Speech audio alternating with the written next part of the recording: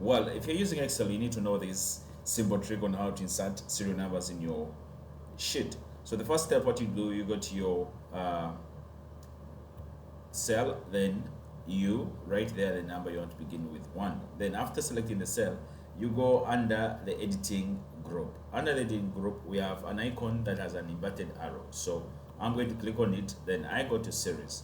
When I go to series, I want my series or serial numbers to be in columns. So I'm going to select column. So the step value is 1, or the starting number is 1. Then the stop value, let's say it is 10,000.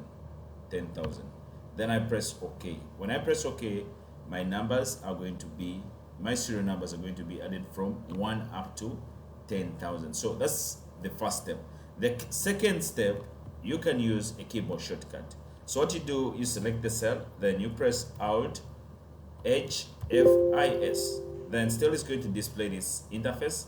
Then you select columns, then the step value or the starting number of 1, then the stop value of 10,000. You press enter. So still your numbers are being added. So that is the easiest trick that you can use. Thank you.